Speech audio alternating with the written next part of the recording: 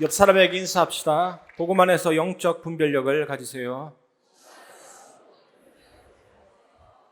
하루는 어떤 목사님이 설교를 마치자마자 어떤 성도님이 설교하신 목사님께 가서 정말 목사님 설교 진짜 최고입니다. 그 누구도 비교 안 될 만큼 너무나도 설교를 멋지게 하셨습니다. 그렇게 칭찬을 받으니까 참 고마운 칭찬이지만 나는 메시지 준비할 때마다 사탄이 그렇게 내 마음에 속삭이는 것을 느낀다. 모든 영광은 하나님께 돌려야 된다는 말을 했습니다. 우리는 영적 분별력을 가져야 되는 것입니다.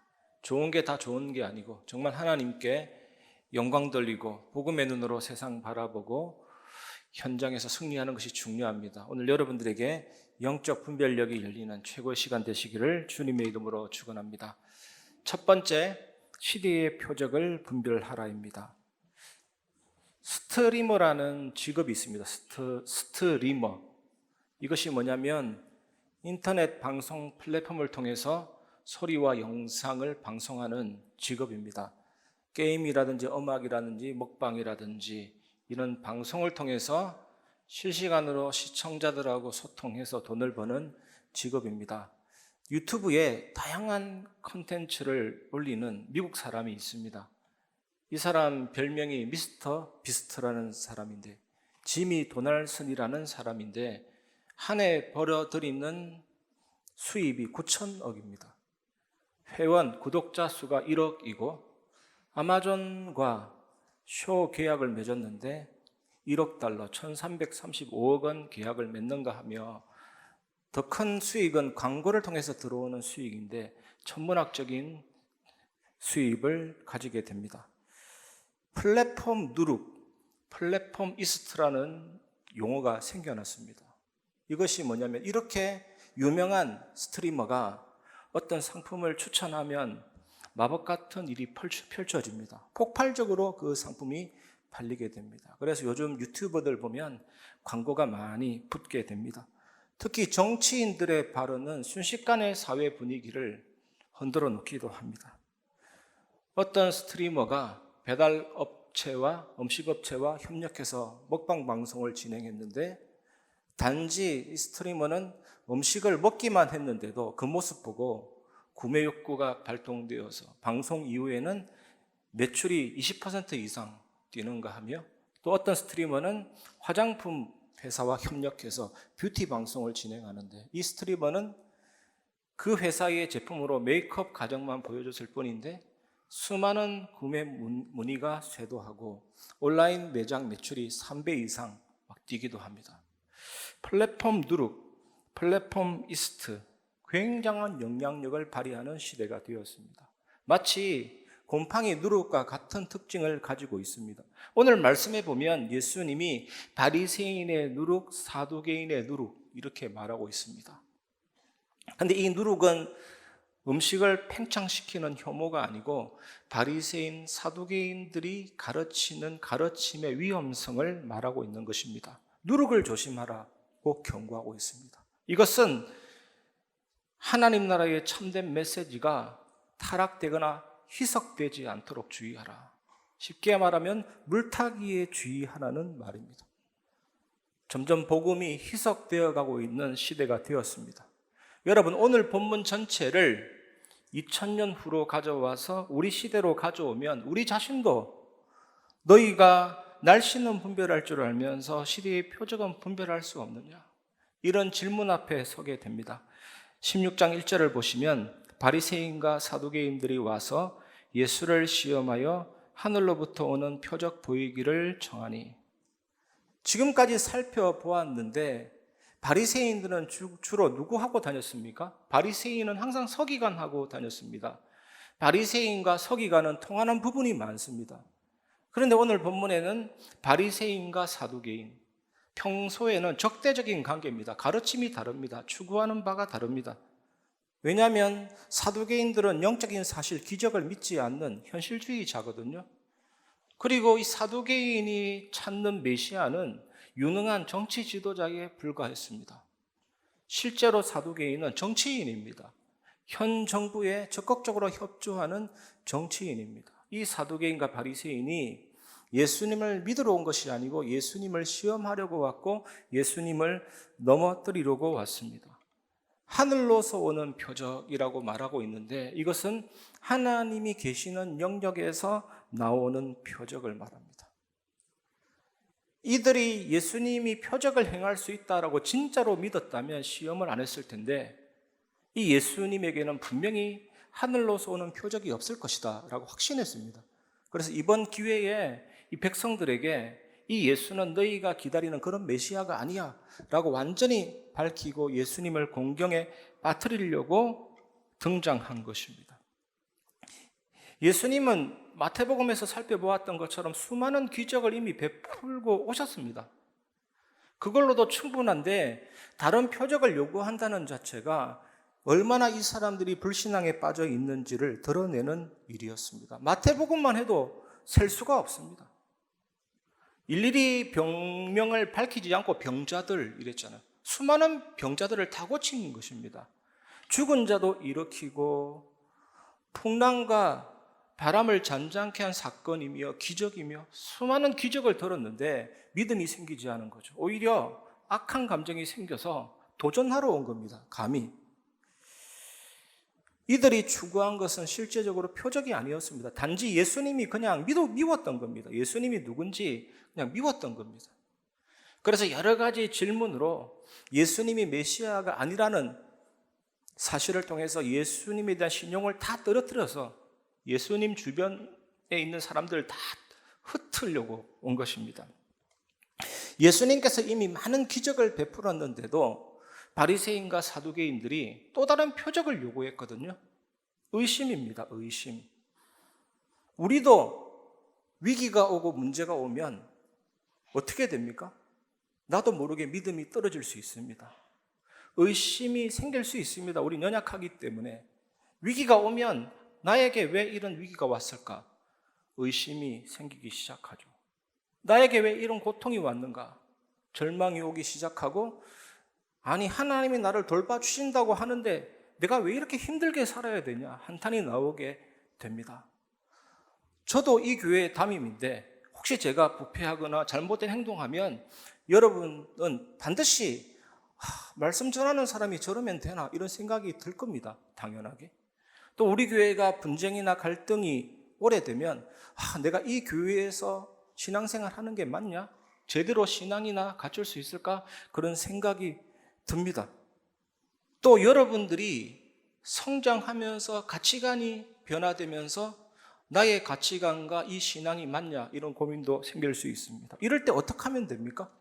내 혼자 해결이 안 돼요. 우리 인간은 연약하기 때문에. 저에게도 이런 때가 있죠. 절대로 우리 힘으로는 되지 않습니다. 하나님 앞에 솔직히 섭섭한 마음이 있잖아요. 우리의 의심을 토로하고 도와달라고 요청하는 기도가 제일 중요한 것입니다.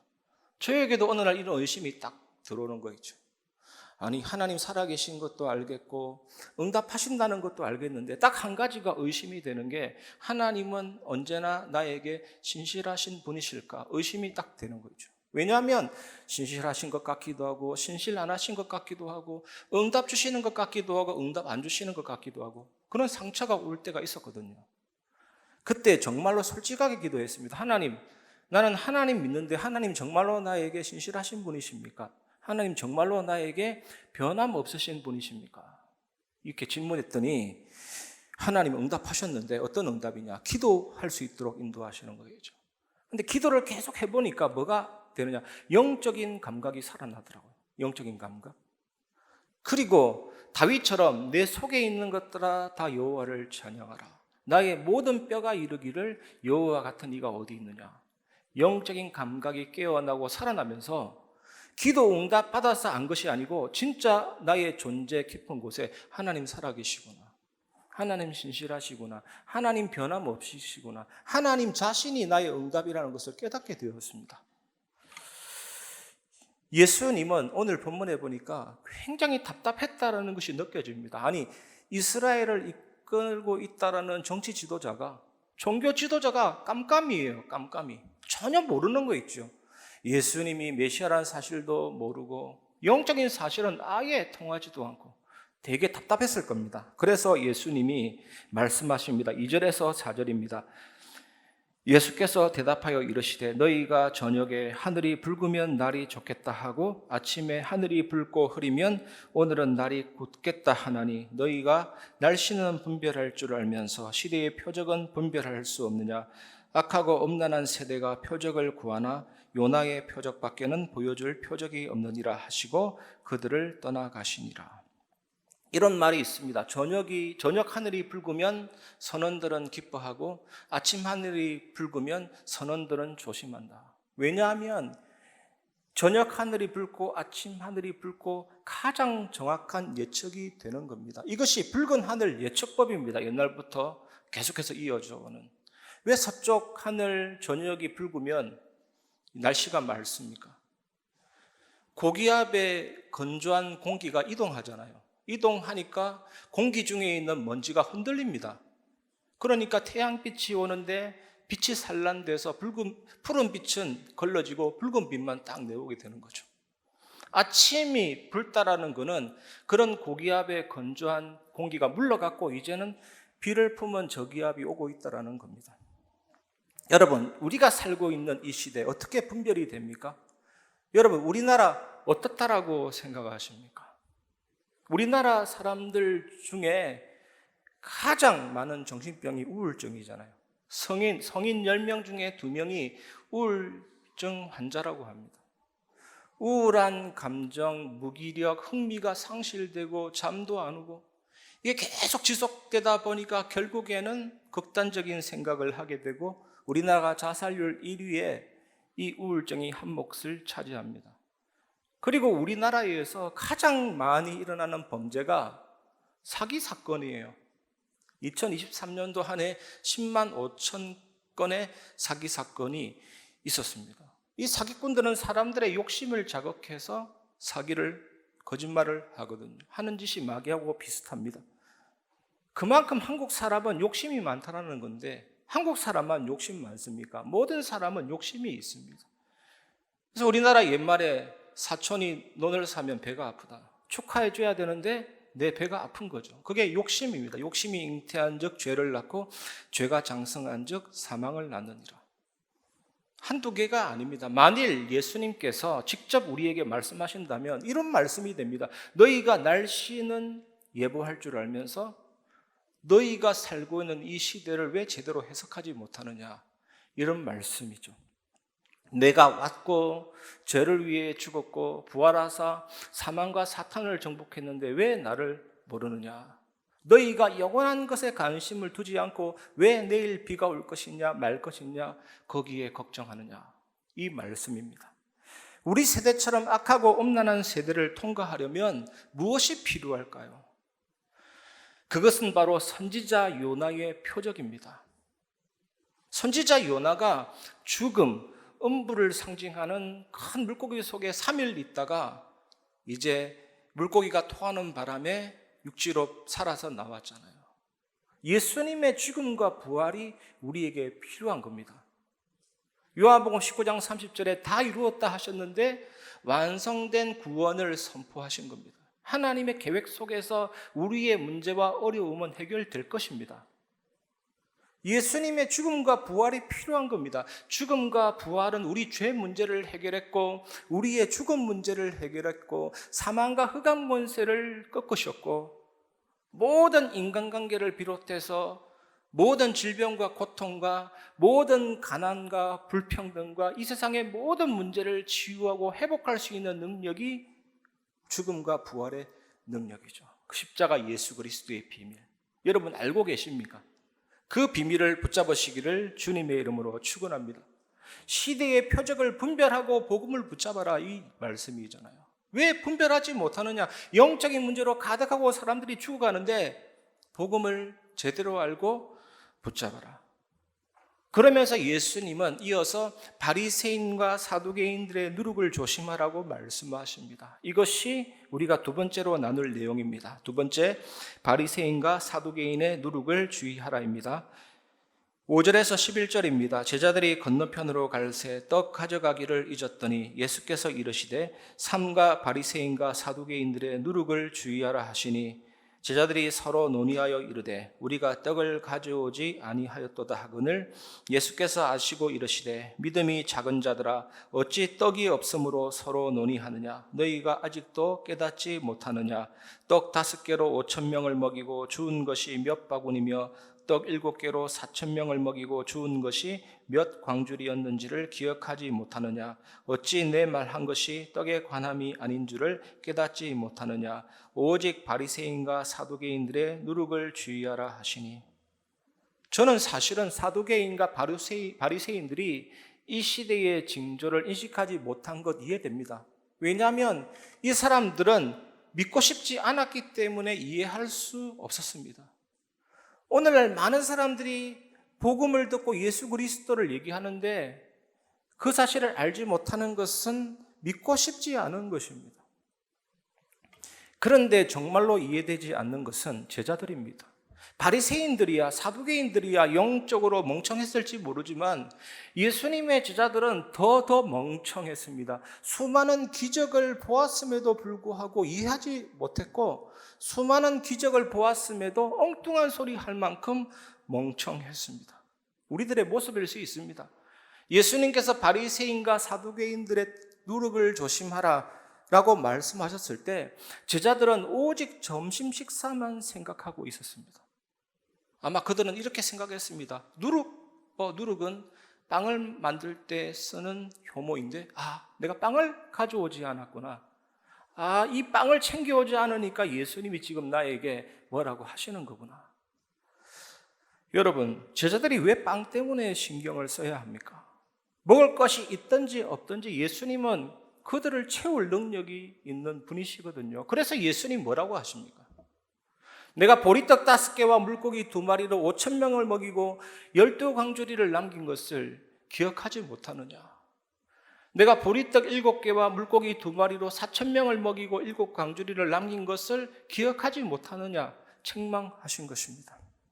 왜 제자들은 예수님을 믿지 못하고 예수님의 손에 모든 것을 맡기지 못했을까요?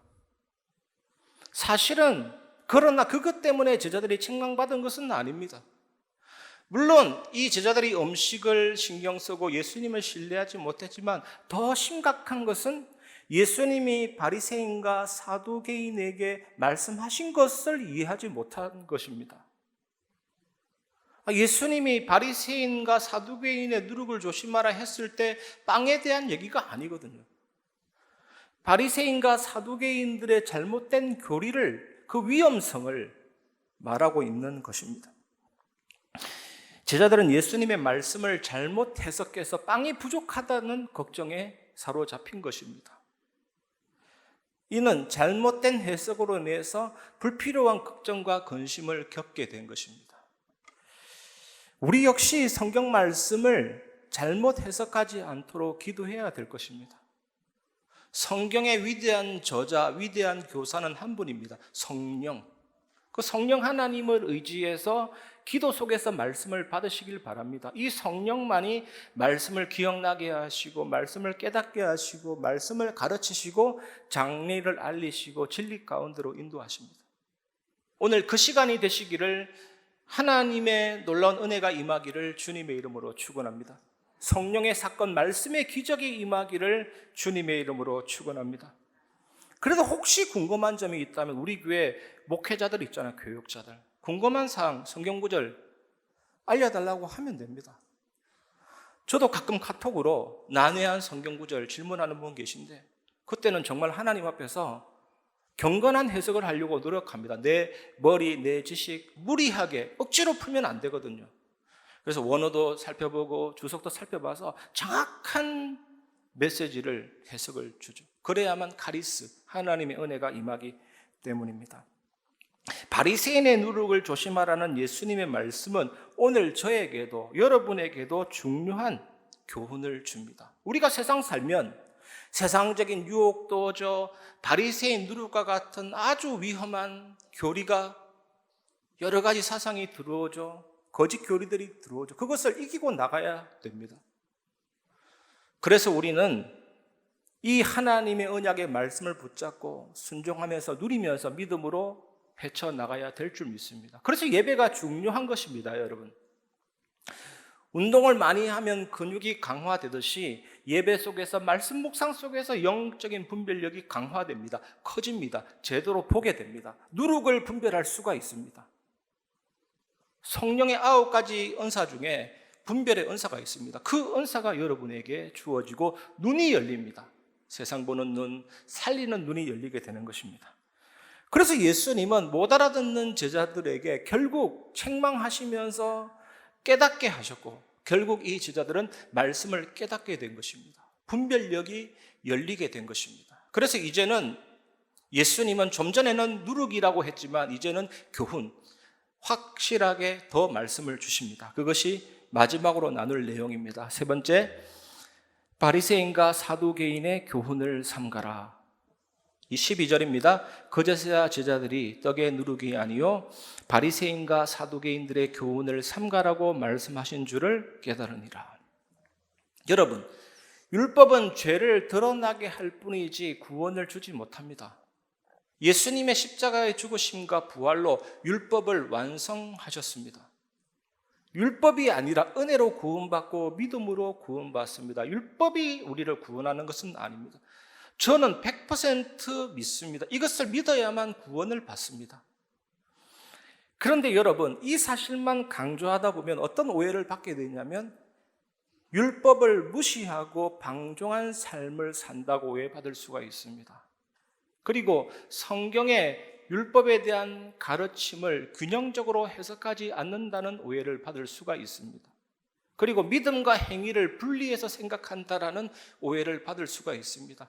그래서 교회 역사에서 율법에 대한 2가지 쟁점이 있습니다. 한 가지는 율법을 지켜야만 구원받는다. 또 한 가지는 율법이 필요 없다 이거예요. 이 2가지가 항상 싸우고 있는데 이 2가지 쟁점은 성경의 율법에 대한 가르침을 균형 있게 해석하지 못한 극단적인 주장입니다. 율법은 뭡니까? 죄를 드러나게 하고 그리스도께로 가게 합니다. 그리고 율법은 그리스도인의 삶의 방향과 기준을 제시합니다. 여러분, 율법과 은혜는 상반되지 않습니다. 하나님의 구원 계획 속에서 율법과 은혜는 조화롭게 연결되고 있습니다. 그래서 바리새인의 교훈을 쉽게 얘기하면 복음 플러스 뭐 하나를 더한 것이 바리새인의 교훈입니다. 사두개인의 교훈은 복음에서 뭔가를 뺀 것이 사두개인의 교훈입니다. 여러분, 이것은 우리 육안으로 우리 지식으로 분별이 잘 안 될 수 있습니다. 그래서 여러분, 예배 속에서 말씀 묵상 속에서 올바른 분별력이 생기기를 주님의 이름으로 축원합니다. 말씀을 마무리하겠습니다. 말씀 마무리, 예수님은 누구신가입니다. 예수님은 누구신가? 오늘 말씀은 우리에게 예수 그리스도를 누구로 믿는지 질문하고 있습니다. 바리새인과 사두개인들은 여러 가지 표적을 주장하면서 예수님이 메시아가 아니라고 의심을 했습니다. 그런데 예수님은 요나의 표적, 죽음과 부활을 통한 진정한 자신이 메시아라는 가치를 드러내셨습니다. 또한 예수님은 믿음을 강조하십니다. 어떤 믿음입니까? 빵에 대한 걱정을 넘어서 영적인 의미를 파악하도록 이끌어 주셨습니다. 여러분에게 그 은혜 임하기를 바랍니다. 예수 그리스도를 메시아로 믿는 믿음은 겉모습이 아니고 이적에 대한 호기심이 아니고 깊은 깨달음에서부터 비롯되는 것입니다. 그게 성령의 역사잖아요. 오늘 여러분들에게 질문 드리고 싶습니다. 오늘 여러분들은 예수님을 누구로 믿고 있습니까? 바리새인과 사두개인처럼 단순한 선생님, 이적 행위자로 믿고 있습니까? 절대로 그렇게 믿지 마시길 바랍니다. 예수님은 그리스도입니다. 모든 문제 해결자입니다. 우리의 죄 문제를 해결하시고 부활로 사망과 사탄을 정복하셨고 죄값을 치르고 저주의 값을 치르고 십자가에서 완벽한 즐거운 교환을 이루사 영원한 하나님의 자녀 되게 하시고 의로움을 주시고 참된 복을 주신 하나님이십니다. 그 하나님을 제대로 만나고 의지하시길 바랍니다. 이 예수님을 믿는다면 영원한 생명을 얻게 되고 풍성한 삶을 누릴 수 있습니다. 아무리 생각해도 너무 감사한 것이 성령께서 내 안에 내주하시고 인도하시고 역사하시고 그 예수님이 죽으시고 부활하신 사건 믿음 자체가 영적인 권세이기 때문에 흑암 권세가 무너지고 구원받은 상속자를 섬기라고 하나님은 천군천사를 보내주시고 은혜죠. 이제는 하나님의 나라를 누리면서 살리는 증인으로 하나님이 세워주십니다. 이 은혜가 여러분에게 임하기를 바랍니다. 오늘 여러분 주저하지 마시고 예수 그리스도를 메시아로 믿고 따르는 삶을 선택하시기를 주님의 이름으로 축원합니다. 사두개인과 바리새인의 누르기를 속지 마시고 그리스도를 믿고 따르는 제자의 삶을 선택하시기를 바랍니다. 예수님을 믿는 믿음으로 여러분의 진정한 삶의 의미를 찾고 참된 은혜가 넘치기를 바랍니다. 우리 안에 계신 이 성삼위 하나님은 흔들리지 않게 우리를 세워나가시고 결국에는 기도의 여정 속으로 이끄시고 세계살이는 정확한 이정표 속으로 이끌어 가십니다. 그것이 교회가 존재하는 이유고 성도가 존재하는 이유입니다. 영원한 기업, 작품, 유산, 그리스도를 증거하게 하시고 여러분들이 이 일에 기다리고 집중하고 도전하게 하십니다. 그 은혜 누리시면서 한 주간 승리하시기를 주님의 이름으로 축원합니다. 하나님 나의 눈을 열어 주시옵소서. 모든 열방이 주를 보게 하옵소서. 그 믿음으로 찬양하고 말씀을 마무리하겠습니다.